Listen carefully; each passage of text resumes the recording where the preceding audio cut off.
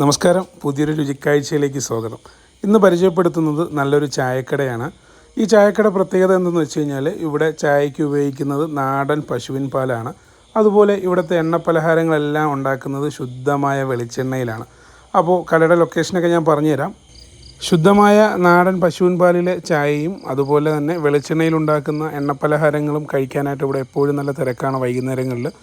വെഞ്ഞാറമൂടിൻ്റെ MLA പ്രിയപ്പെട്ട DK മുരളിയണ്ണൻ ഉൾപ്പെടെയുള്ളവർ ഇവിടെ നിന്നാണ് ചായയും എണ്ണപ്പലഹാരവും കഴിക്കുന്നത്. ഞാൻ പറഞ്ഞതല്ല, ഇവിടെ ചെന്നപ്പോൾ ഇവിടുത്തെ അച്ഛനും അമ്മയും എന്നോട് പറഞ്ഞതാണ് എന്നും MLA വരാറുണ്ടെന്നുള്ളത്.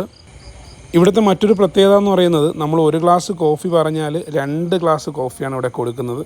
അങ്ങനെ ഞാൻ പറഞ്ഞ കോഫിയും ഈ വാഴയ്ക്കാപ്പൂണ് ഞാൻ കഴിച്ചത്. ചായക്കട മാത്രമല്ല, ഇവർക്ക് ഔട്ട്ഡോർ കാറ്ററിങ്ങും ഉണ്ട്. അപ്പോൾ എവിടെയോ പരിപാടിക്ക് വേണ്ടിയിട്ട് ഇഡ്ഡലിയൊക്കെ ഉണ്ടാക്കുന്ന വീഡിയോ ആണ് ഈ കാണുന്നത്. അപ്പോൾ എന്തായാലും നിങ്ങൾ മസ്റ്റായിട്ട് വിസിറ്റ് ചെയ്യേണ്ട ഒരു സ്പോട്ടാണ് ഈ നാടൻ ചായക്കട.